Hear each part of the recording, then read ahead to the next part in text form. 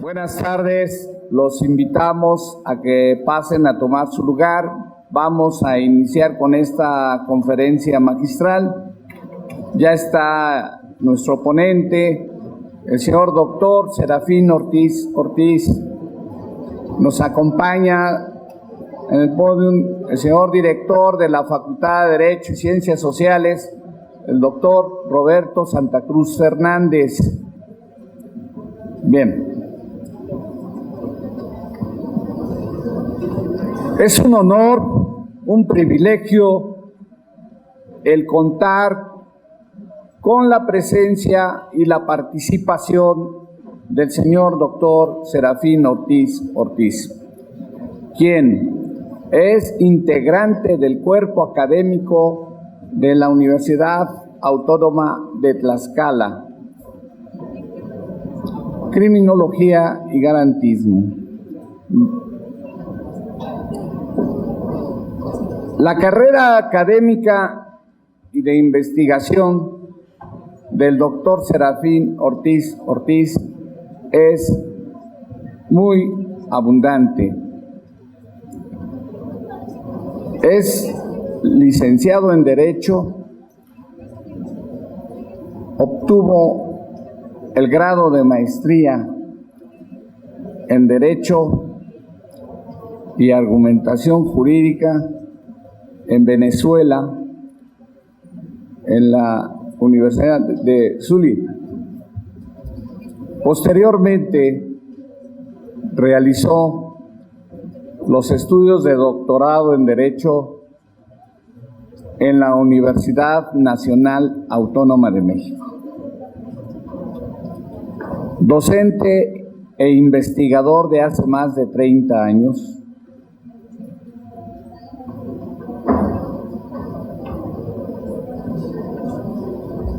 En la Universidad Autónoma de Tlaxcala ha ocupado varios cargos académicos administrativos.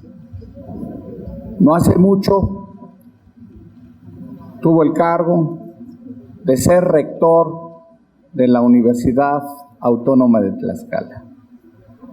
Autor de más de 10 libros de su autoría personal, especialista en criminología, en argumentación jurídica.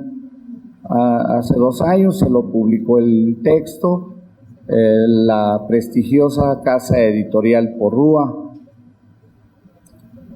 Además, es miembro de número de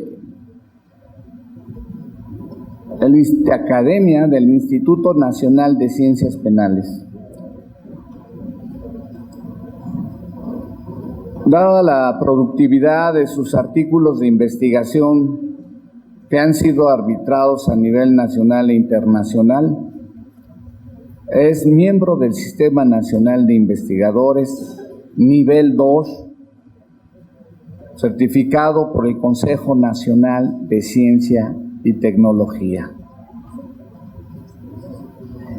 Este día, el doctor Serafín Ortiz nos va a obsequiar una conferencia magistral acerca de la seguridad pública versus seguridad humana. Recibámoslo con un fuerte aplauso de bienvenida. Muy buenas tardes. Tengan todos los presentes. Saludo la muy grata coordinación, organización y anfitrionía de quienes me acompañan en este honorable presidium. Destaco la presencia de don Roberto Santa Cruz, director de la Facultad de Derecho y Ciencias Sociales de esta benemérita Universidad Autónoma de Puebla. Destaco la presencia, desde luego, del coordinador nacional de la Red de Impartición de Justicia que integramos diversas universidades de la República, don Rafael Sánchez Vázquez, y coordinador general de este evento. Quiero decirles, en principio, que les prometo que me voy a ajustar al tiempo. Tengo 30 minutos y los voy a aprovechar intensamente. Quiero decirles que para mí es un verdadero honor estar en este recinto plagado de historia, en este recinto que recupera la tradición de las universidades mexicanas en esta legendaria Benemérita Universidad Autónoma de Puebla. Saludo con afecto a quienes han sido expositores antes del que les habla. Saludo a los profesores que veo entreverados en el público, estimados alumnos, alumnas, señoras y señores. Para mí es una gran distinción poder hablar sobre un tema que me parece puede ser central en este gran evento académico de cerca de 50 conferencistas participantes que sin duda han dejado aquí ideas interesantes que podemos ir reconstruyendo, redireccionando o asumiéndolas como parte del producto de este congreso, de este coloquio que se lleva a cabo en esta sede. Yo abordaré el tema de seguridad pública versus seguridad humana. Quiero comentarles que tengo un poco más de 20 años trabajando el tema de seguridad pública y el tema de seguridad humana hoy parece un escenario ampliado de una función de Estado que es desbordante. Yo quisiera decir que es globalizadora, pero hay que tener mucho cuidado porque la seguridad humana no puede convertirse per se en una función de Estado. No olvidemos por ningún momento que existen otros valores de igual o mayor magnitud como la libertad, la igualdad, la propiedad, la dignidad humana y obviamente la seguridad. A veces cuando se me preguntaba acerca de la seguridad, ¿por qué hablo de seguridad yo? Bueno, porque esta sociedad, la sociedad occidental contemporánea, se erigió sobre la búsqueda de certezas en los niveles de convivencia social. Así, el siglo XVIII, con el advenimiento de la Revolución Francesa y la instauración del Estado de Derecho, se instauraría también de manera simultánea, coetánea, viene con el Estado de Derecho, la seguridad jurídica. Pero pasado un siglo se hablaría de la seguridad social, pasado otro siglo se hablaría de la seguridad pública. Derivado del concepto de seguridad pública como función de Estado, se han derivado otros conceptos, seguridad ciudadana y hoy se habla de seguridad humana. Sin embargo, voy a hacer la distinción. Obviamente por la reducción y el límite que tengo solo de 30 minutos, lo iré caracterizando, solo bosquejando algunos de estos conceptos. La seguridad pública es un concepto que surge en 1930, en la primera ley de seguridad pública en el contexto italiano. Es una ley de corte fascista, justamente porque surge en el periodo entre guerras, en esa primer ley de seguridad pública italiana. Muy pronto, en esa misma década, se promulgaría la ley de seguridad pública prusiana, hoy Alemania.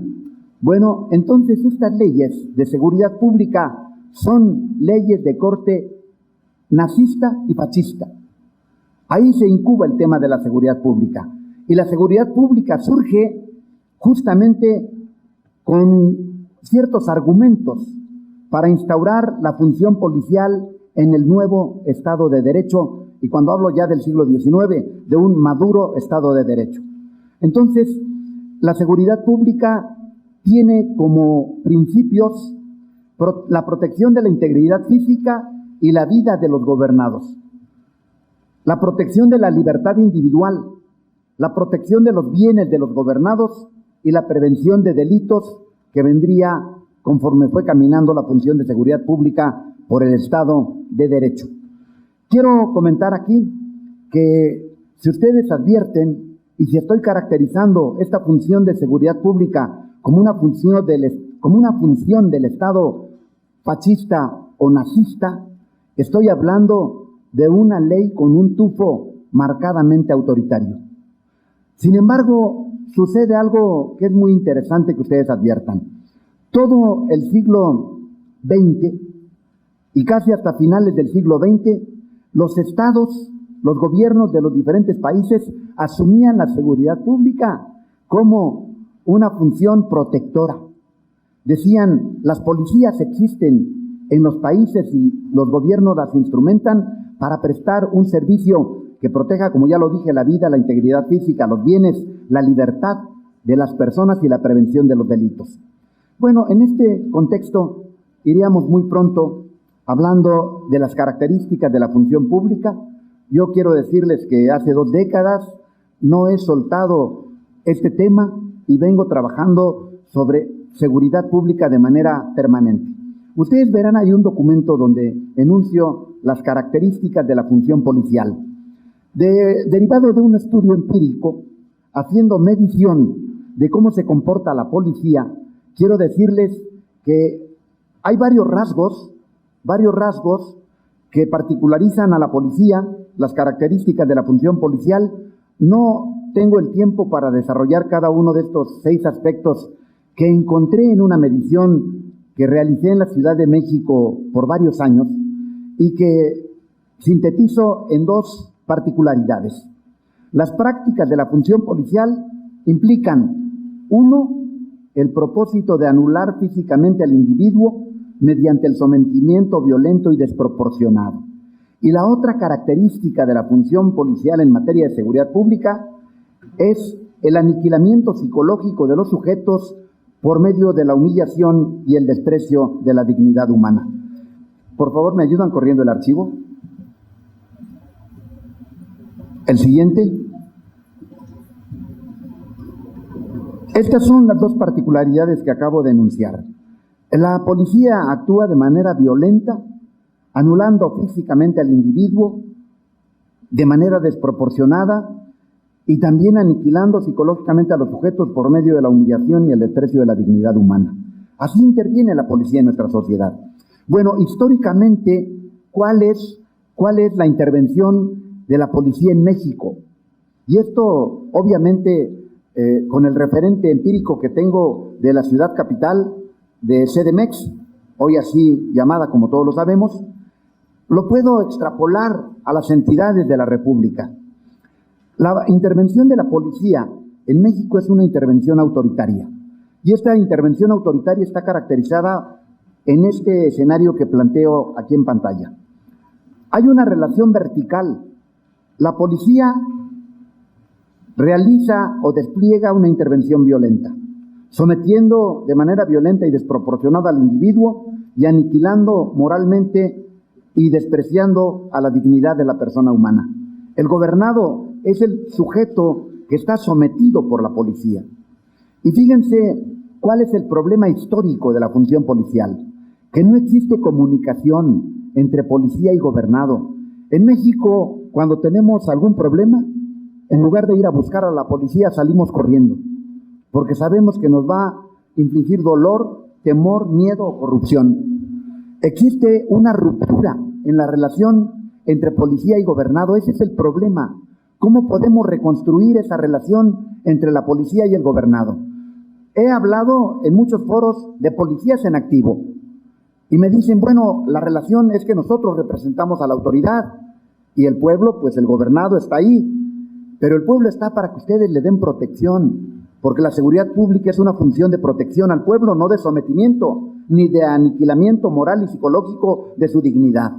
Entonces, la ruptura histórica que se ha construido es menester revertirla. ¿De qué manera podemos nosotros revertir esa relación autoritaria vertical en donde el policía, yo soy la autoridad, yo represento al gobierno y yo estoy para perseguir a los que se porten mal? Pero como corolario de su intervención, persigue a los que se portan mal y también a los que se portan bien.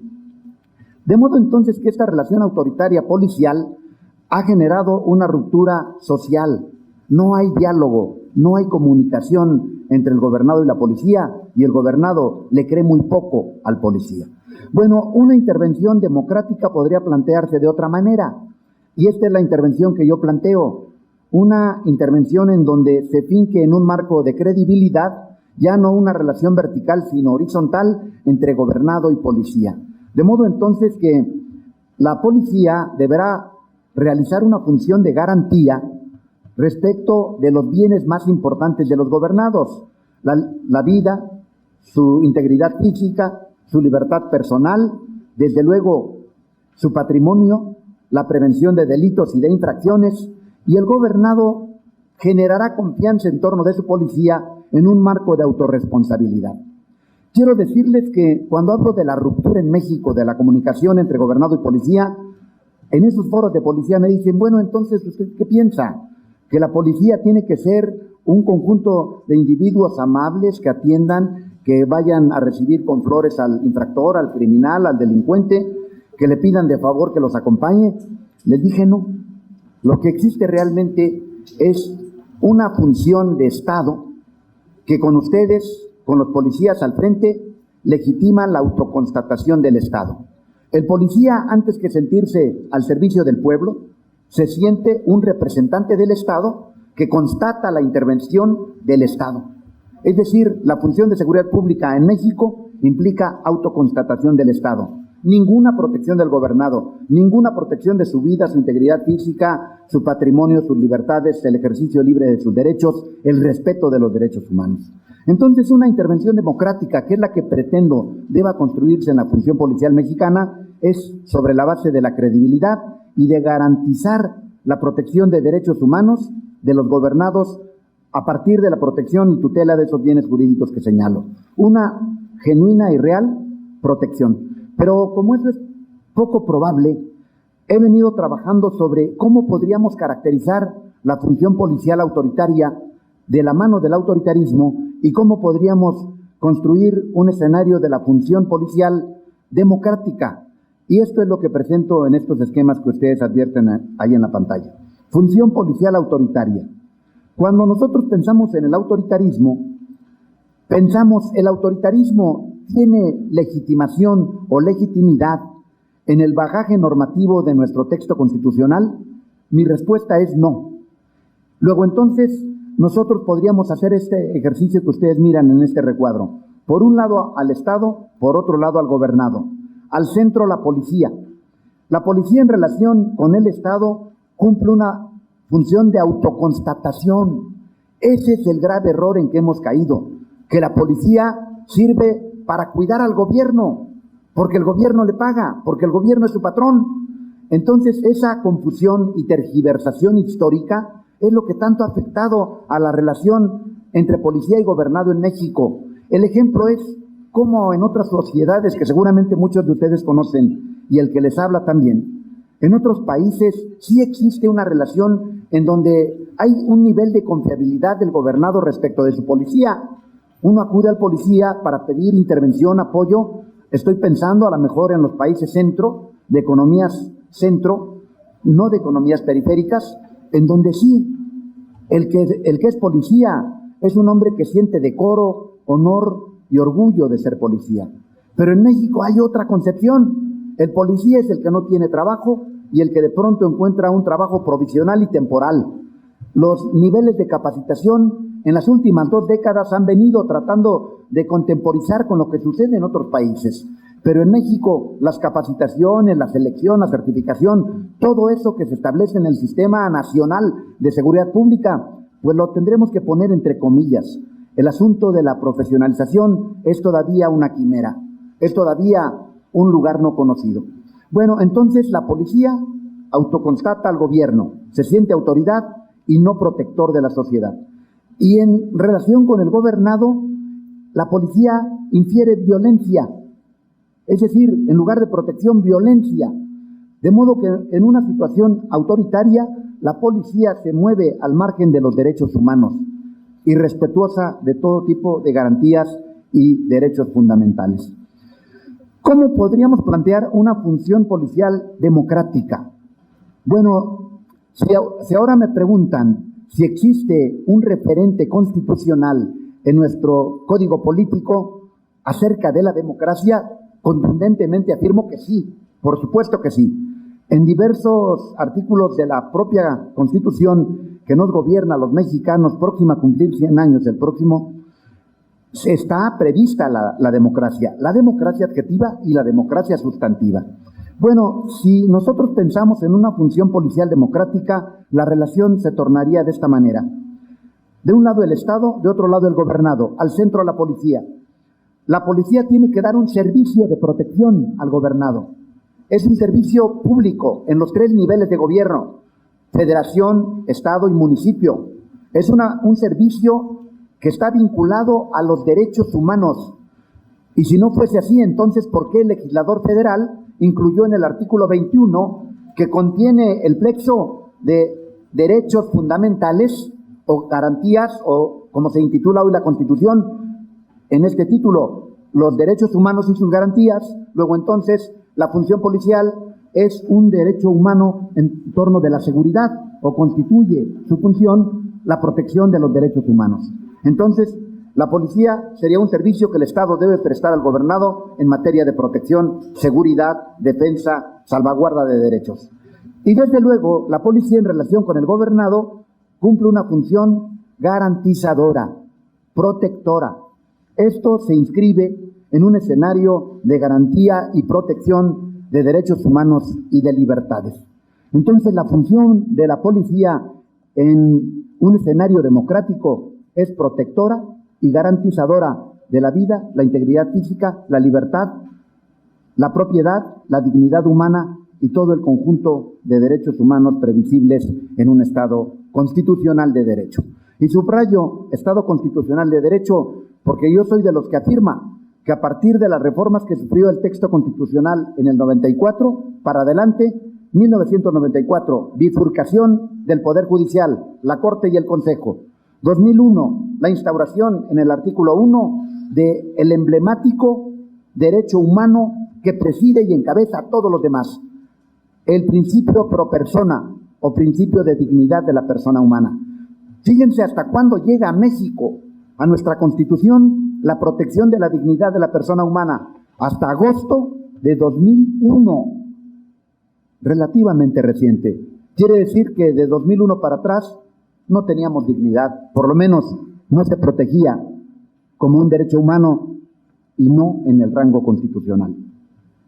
La reforma que viene después del 2001 en 2008, con la consabida instauración de los juicios contradictorios adversariales, que desde mi particular óptica me parece que están en un proceso, que hay que revisar ese proceso. Yo soy criminólogo también y tengo muchas preguntas. ¿A qué tipo de delincuencia, por ejemplo, está direccionado el juicio contradictorio adversarial?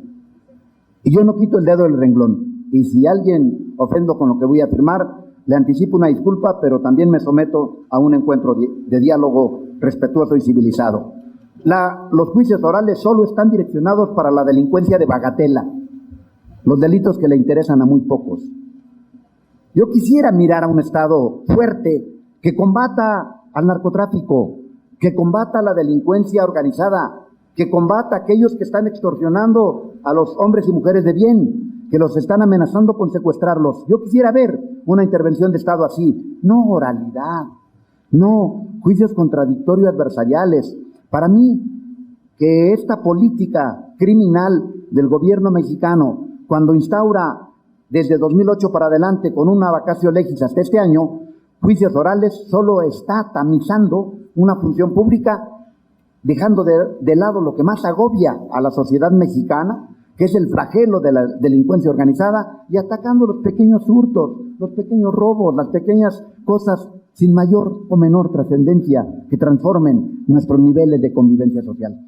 Bueno, entonces, si en estas circunstancias estamos, también hay que revisar las reformas de 2011 que magnifican los derechos humanos y desde luego sientan la protección constitucional multinivel en México.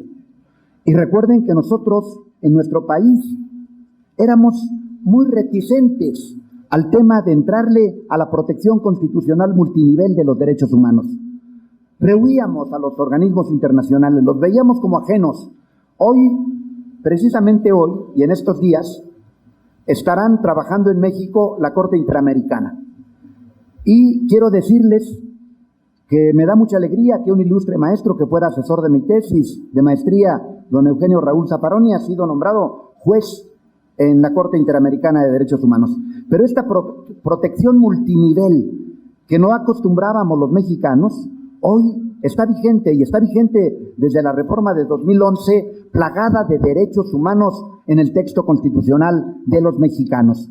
Pero además hay algo muy importante que no debo omitir. Todas estas reformas de las que vengo hablando se dan en un marco de una nueva forma o modelo de organización jurídico-política. Es decir, para que estos cambios sucedieran, se da en el marco del neoconstitucionalismo, en todas sus derivaciones: neoconstitucionalismo teórico, neoconstitucionalismo ideológico, neoconstitucionalismo metodológico. Autores contemporáneos: Commanducci, Zagrebelsky, el propio Alexi, Luigi Ferrajoli, quien también fue mi profesor hace más de 30 años, y una serie de profesores que hoy impulsan un nuevo modelo de Estado constitucional a la luz del neoconstitucionalismo, cuyas características solamente las esbozo de manera muy rápida. Es un Estado en donde la Constitución es un valor per se. Es un Estado donde la Constitución es invasora, manda por sobre todos los poderes. Es un Estado en donde se magnifican los derechos humanos, como lo diría Alexi. Los derechos humanos tienen 4 características. Son de máxima importancia porque diseñan la estructura de una sociedad. Son de máxima jerarquía porque vienen en la norma constitucional. Son de máxima obligatoriedad porque son de carácter coercitivo y obligan a su cumplimiento. Y paradojalmente son también de máxima imprecisión porque vienen en principios constitucionales. Entonces son complejos, no es fácil ponderar derechos humanos en los principios constitucionales. De modo entonces que en esta dirección todo lo que vengo diciendo se va incubando en el Estado constitucional de derecho. Y el Estado constitucional de derecho en sus derivaciones deviene del neoconstitucionalismo de autores como los que ya cité. Y destaco de manera muy sobresaliente el neoconstitucionalismo genovés, que es donde diversos autores han venido impulsando cómo se ha construido el nuevo Estado constitucional de derecho y un nuevo modelo constitucional. Miren, sé que por la premura y con esta carrera que traigo, tal vez hasta lo estoy confundiendo, pero espero de su comprensión. Me quedan muy pocos minutos. He planteado desde hace 20 años 3 modelos de intervención policial. 3. Aquí está uno al que llamo modelo reactivo. La policía siempre actúa tarde, llega después. Ahí están los rasgos o particularidades. He diseñado un modelo proactivo donde deposito en la capacidad de disuasión que tenga la policía para tratar de hacer desistir al potencial delincuente o infractor de que cometa delitos. Y un tercero, que es el modelo de intervención garantista, que justamente viene de la mano con el Estado constitucional de derecho y con esta lectura del neoconstitucionalismo. Magnificación de los derechos humanos, protección del máximo de los bienes jurídicos, un espacio policial garantista en donde solo citaré una frase de Ferrajoli, a la luz del garantismo penal contemporáneo. La sociedad lo que necesita es conferir el gobierno el máximo de seguridad para los que no delinquen y el mínimo de violencia aún para los delincuentes. En ese contexto de otorgar el máximo de seguridad a los que no delinquen y aún a los delincuentes no vulnerarles derechos fundamentales, se inscribe lo que hoy se llama el garantismo en el mundo. De esto se desdoblan 72 principios, pero evidentemente no es este el espacio. Cerraré con este documento. ¿Qué implica orden público, seguridad pública? El fin de la seguridad ciudadana es preservar libertades y prestar mejores servicios públicos. Y la misión es la protección de los ciudadanos y el sentimiento de seguridad que se genere en la población. Entonces ahí tenemos estas 2 categorías, seguridad ciudadana y seguridad pública. Resumiendo, me dicen, estás hablando de lo mismo. Seguridad pública y seguridad ciudadana es exactamente lo mismo. Es el mismo gato, pero nada más que revolcado. Seguridad pública es autoconstatación de Estado. Y hoy pomposamente anuncian la creación del Sistema Nacional de Seguridad Pública en México, cuando ese concepto esté en desuso en el constitucionalismo europeo y en muchos países. Nos pasa, como dice Galeano recientemente fallecido, este metodólogo sudamericano: cuando en México encontramos las respuestas, nos cambiaron las preguntas.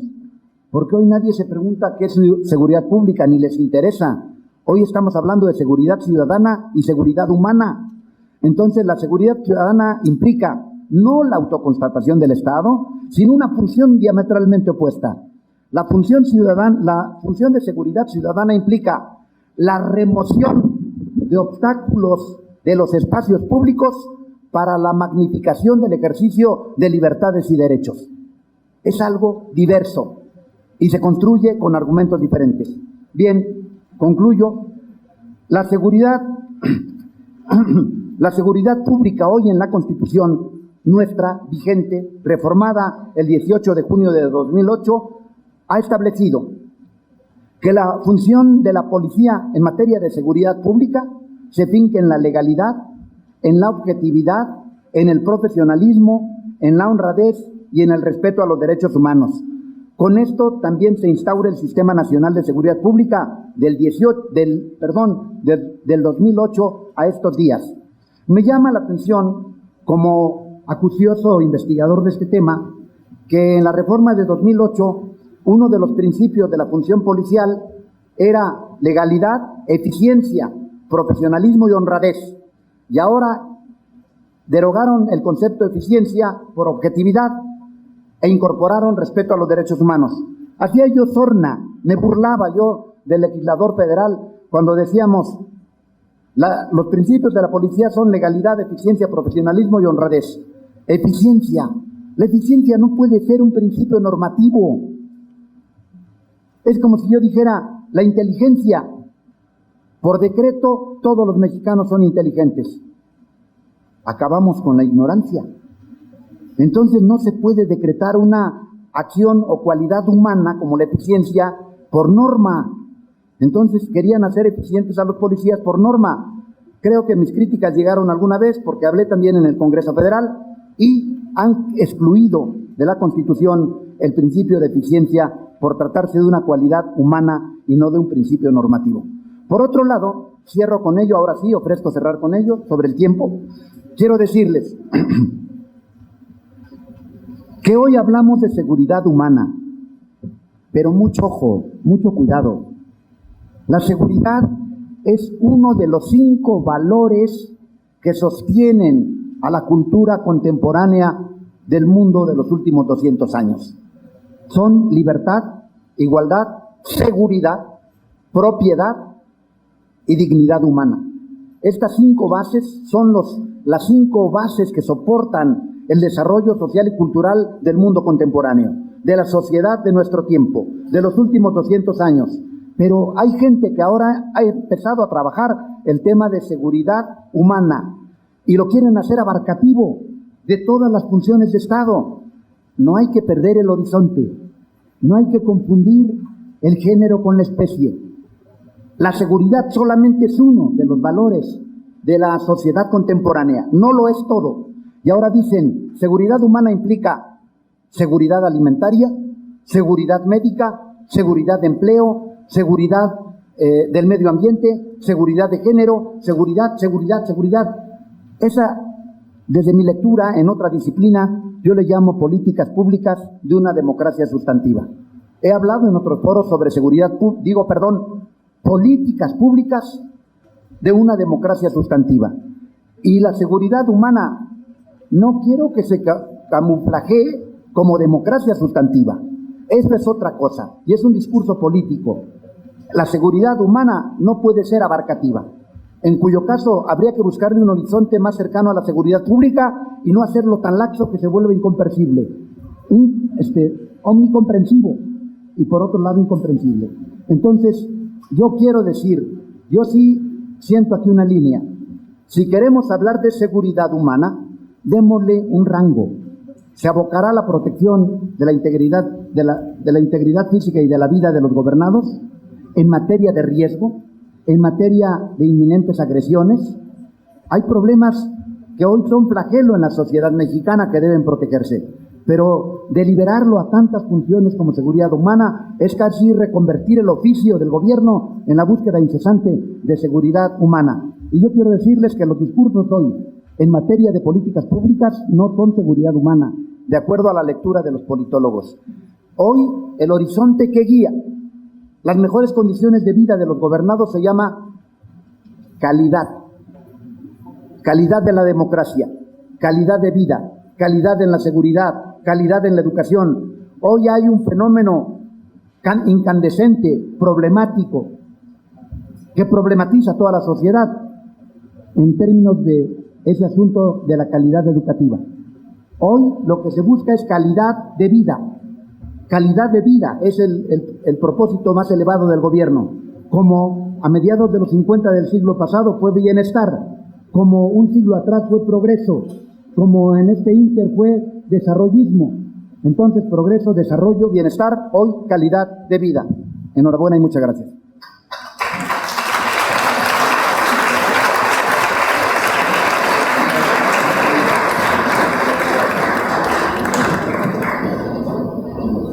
Muy bien. Ahorita te doy la palabra. Muy bien, después de haber escuchado esta brillante disertación por el doctor Serafín Ortiz, no cabe duda, se dice claro lo que se piensa claro. Muchas felicidades, doctor Serafín Ortiz. Le solicitamos a nuestro señor director de la Facultad de Derecho y Ciencias Sociales de la Benemérita Universidad Autónoma de Puebla para que nos haga el favor de hacer entrega del reconocimiento muy merecido a doctor Serafín Ortiz. Por favor.